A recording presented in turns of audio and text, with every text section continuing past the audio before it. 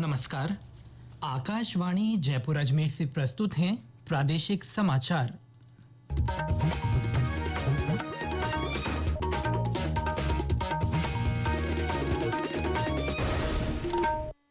मुख्य समाचार। प्रधानमंत्री नरेंद्र मोदी आज मालदीव के 60वें स्वतंत्रता दिवस समारोह में मुख्य अतिथि के तौर पर शिरकत करेंगे।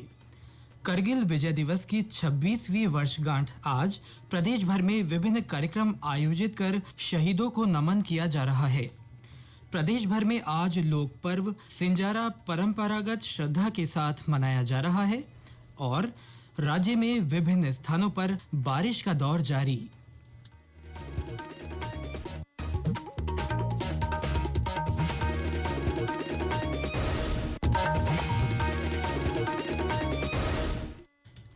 समाचारों के साथ मैं सिद्धार्थ जैन और अब समाचार विस्तार से।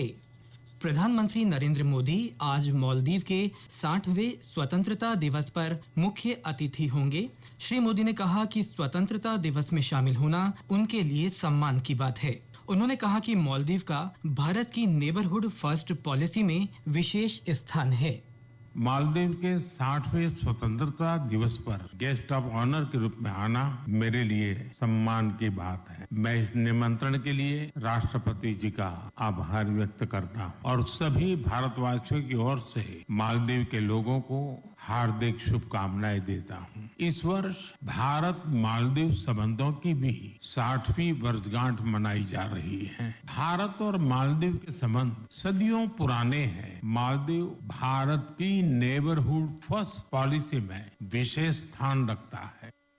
राष्ट्रपति मोहम्मद मुइज्जू ने कल श्री मोदी के सम्मान में भोज का आयोजन किया था। इससे पहले कल भारत और मालदीव के बीच 6 समझौतों पर हस्ताक्षर हुए। इनमें मत्स्य पालन और जल कृषि, मौसम विज्ञान, डिजिटल ढांचे, यूपीआई, भारतीय औषध कोष और ऋण सहायता शामिल है। भारत ने मालदीव में बुनियादी ढांचा विकास और अन्य कार्यों के लिए 4,850 करोड़ रुपए की नई ऋण सहायता की घोषणा की। देश आज करगिल विजय दिवस की 26वीं वर्षगांठ मना रहा है। ये दिन उन अमर जाबाज जवानों की बहादुरी को सलाम करने का दिन है जिन्होंने लगभग 18,000 फीट की ऊंचाई पर पाकिस्तानी घुसपैठियों के साथ संघर्ष किया था। ये सैन्य इतिहास की कठिन लड़ाइयों में से रहा जो इतनी ऊंचाइयों और तिलोलिंग तथा टाइगर हिल जैसे दुर्गम क्षेत्र पर लड़ा गया। करगिल विजय दिवस पर प्रदेश में आज विभिन्न कार्यक्रम आयोजित किए जा रहे हैं। जैसलमेर में 156 लाइट एडी रेजिमेंट की ओर से शहीद जय सिंह भाटी चौराहे पर कार्यक्रम रखा गया है। बाड़मेर में पुलिस लाइन स्थित वॉर मेमोरियल पर शहीदों को श्रद्धा सुमन अर्पित किए जा रहे हैं। 12 में सेना शस्त्र प्रदर्शनी लगाई गई है। पाली के भैसाणा गांव के करगिल में अपने प्राण त्यागने वाले भंवर सिंह जैतावत की प्रतिमा का अभिषेक कर माल्यार्पण किया जाएगा। जोधपुर में विजय दिवस के मौके पर एक अनूठा आयोजन रखा गया है। शहर के आसपास पहाड़ियों पर भारत पाक युद्ध का जीवंत प्रदर्शन किया जाएगा। हमारे संवाददाता ने बताया कि इसमें एनसीसी कैडेट्स और अन्य युवा भारतीय सैनिकों की भूमिका अदा करेंगे।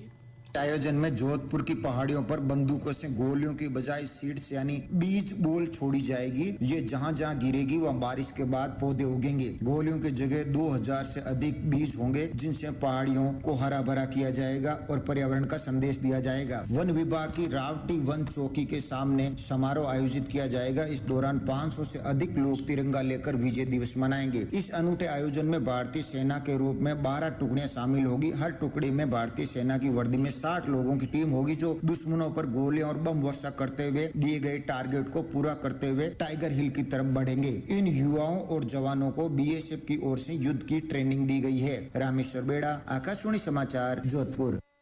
राज्य में कच्चा तेल और प्राकृतिक गैस का उत्पादन बढ़ाने के लिए कार्य योजना बनाई जाएगी। साथ ही प्रदेश में ही प्राकृतिक गैस के औद्योगिक उपयोग के लिए भी काम किया जाएगा।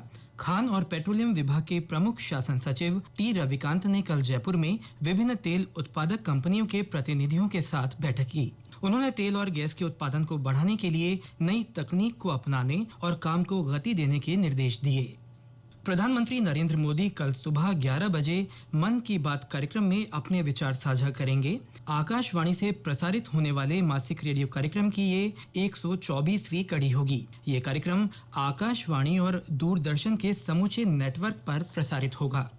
ये समाचार आकाशवाणी जयपुर अजमेर से प्रसारित किए जा रहे हैं। प्रादेशिक समाचार बुलेटिन आप हमारे एक्स हैंडल @AIRnews_जयपुर, YouTube channel Rajasthan AIR news और फेसबुक AIR न्यूज राजस्थान पर भी सुन सकते हैं। इसके साथ ही आप हमारी वेबसाइट newsonair.gov.in पर भी समाचार सुन सकते हैं और संबंधित फोटो और वीडियो देख सकते हैं। समाचारों में आपका फिर से स्वागत है। प्रदेश भर में आज लोक पर्व सिंजारा परंपरागत श्रद्धा के साथ मनाया जा रहा है। हरियाली तीज से एक दिन पहले आज नव विवाहित महिलाएं हाथों पर मेहंदी रचाकर श्रृंगार कर रही हैं।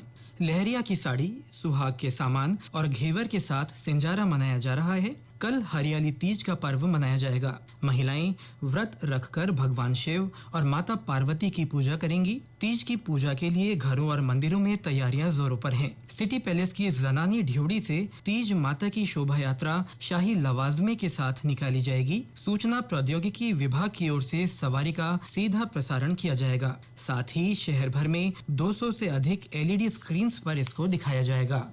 वहीं हरियाली तीज के अवसर पर कल प्रदेश भर में सघन वृक्षारोपण किया जाएगा। विभिन्न विभागों की ओर से इसकी तैयारियां कर ली गई हैं। मुख्यमंत्री भजनलाल शर्मा ने इस साल हरियाली तीज पर हरियालो राजस्थान अभियान के तहत ज्यादा से ज्यादा पौधे लगाने की अपील की है।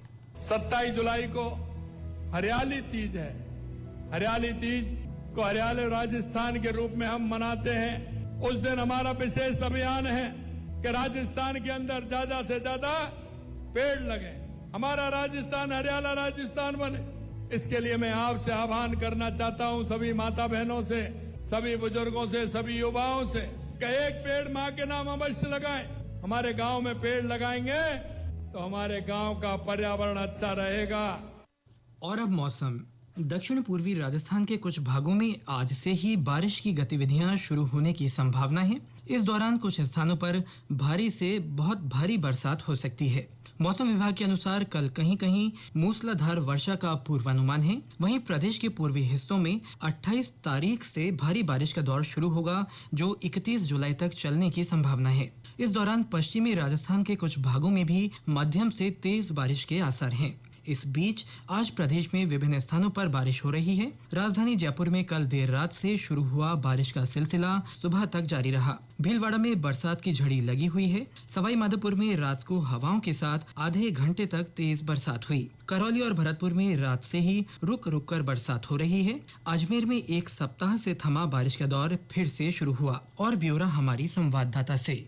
आज सुबह से शुरू हुई मूसलाधार बारिश ने आम जन को गर्मी और उमस से राहत दी। सुबह करीब 6 बजे आसमान में काली घनघोर घटाएं छा गई। तेज तूफानी हवाओं और बादलों की गड़गड़ाहट के साथ शुरू हो गया बारिश का दौर। तेज बारिश की संभावना को देखते हुए जिला कलेक्टर लोकबंधु ने आदेश जारी कर सभी सरकारी, गैर सरकारी और आंगनबाड़ियों में अवकाश की घोषणा कर दी है। साथ ही निर्देश दिए हैं कि यदि स्टूडेंट स्कूल पहुँच जाते हैं तो उन्हें सुरक्षित घर जाने की व्यवस्था भी की जाए। नलिमा दादीज, आकाशवाणी समाचार, अजमेर।